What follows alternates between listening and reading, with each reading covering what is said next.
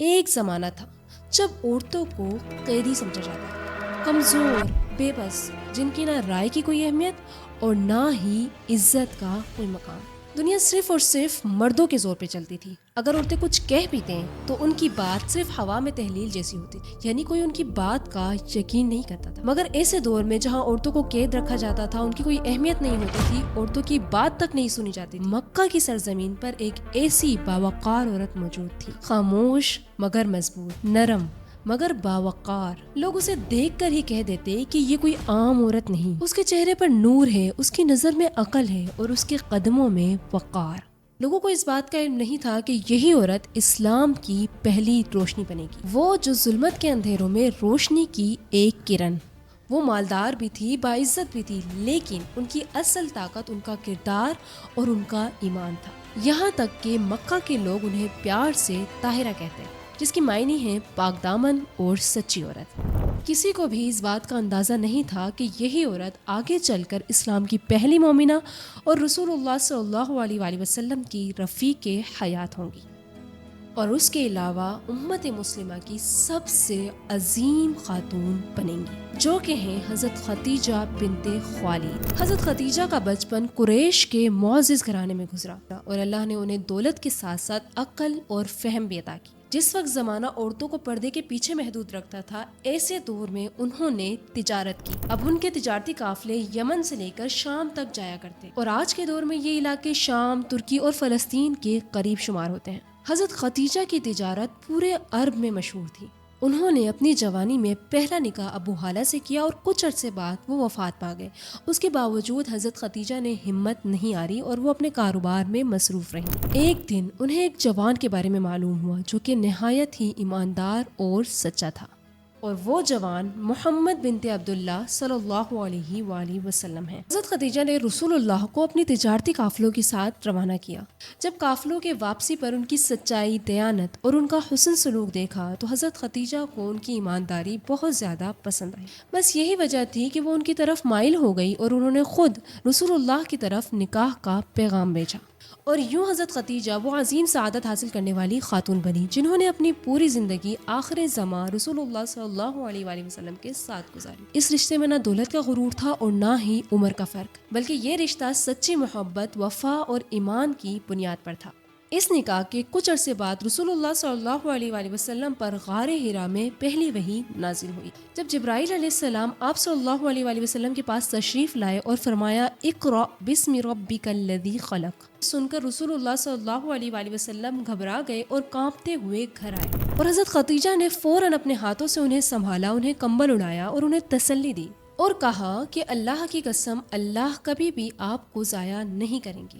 آپ سچ بولتے ہیں، غریبوں کی مدد کرتے ہیں اور مظلوموں کا سہارا بنتے ہیں۔ پھر وہ خود تنہا نکلی، گرمی اور پہاڑوں کے راستے طے کیے، ورقہ بن نوافل کے پاس گئی تاکہ یہ جان سکے کہ آخر یہ ماجرا کیا ہے۔ سوچے اس دور میں عورت کا اکیلے باہر نکلنا، پہاڑوں پر چڑھنا کتنا مشکل تھا، مگر اس سب کے باوجود حضرت خدیجہ نے اپنے خوف پر ایمان کو ترجیح دی۔ رسول اللہ صلی اللہ علیہ وآلہ وسلم اکیلے غار حرا میں عبادت کے لیے جاتے تو اس وقت حضرت خدیجہ اکیلے اور تنہا ان کے لیے کھانا بنا کر غار حرا میں پہاڑ پر لے کر جاتی۔ بس سوچے اس زمانے میں نہ راستے تھے اور نہ ہی آسانیاں۔ اس موقع پر اللہ نے حضرت جبرائیل علیہ السلام کو بھیجا اور فرمایا اے رسول اللہ، خدیجہ آپ کے لیے کھانا لے کر آ رہی ہیں اور ان کے اوپر آپ کے رب کا سلام ہے۔ ذرا سوچیں کہ یہ کتنی بڑی فضیلت کی بات ہے کہ خود رب کائنات نے نبی کی زوجہ کو سلام بھیجا، مگر ان کی زندگی ہمیشہ آسان نہیں تھی۔ جب مکہ کے لوگ آپ صلی اللہ علیہ وآلہ وسلم کا مذاق اڑانے لگے، انہیں تنہا چھوڑ دیا، ان کو طرح طرح کی باتیں سنانے لگے، ایون کہ سب لوگوں نے آپ صلی اللہ علیہ وآلہ وسلم سے منہ موڑ لیا، تو اس سخت مشکل میں حضرت خدیجہ رسول اللہ کے ساتھ تھی۔ حضرت خدیجہ ہر حال میں، ہر مشکل میں رسول اللہ کے ساتھ کھڑی رہی، یہاں تک کہ انہوں نے اپنا سارا مال اسلام کے لیے قربان کر دیا۔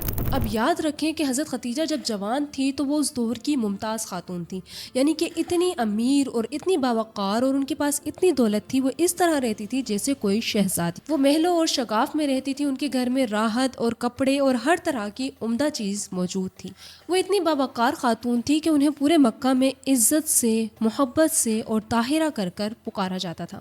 پھر جب دین حق کا اعلان ہوا اور لوگوں نے رسول اللہ سے منہ موڑ لیا تو وہی لوگ جو حضرت خدیجہ کو عزت سے بلاتے تھے، پیار سے طاہرہ کہتے تھے، ان کے کاروبار میں شامل ہوا کرتے تھے، انہیں عزت دیتے تھے، حضرت خدیجہ سے منہ موڑنے لگے۔ لوگ ان کے پیچھے طرح طرح کی باتیں کرتے، انہیں تانے دیتے، طنز دیتے، یہاں تک کہ ان سے معاشی بائیکاٹ کرنے لگے۔ سب سے بڑا امتحان اس وقت آیا جب مکہ کے مفاد پرست طبقات نے بائیکاٹ اور سماجی محاصرے کا فیصلہ کیا، تجارت کے دروازے بند کر دیے۔ وہی خدیجہ جو کہ شاہانہ لہو لہب میں رہتی تھی، جو کہ ایک ملکہ کی طرح زندگی گزار رہی تھی، اب اپنے گھر میں محدود چیزیں دیکھ رہی ہیں۔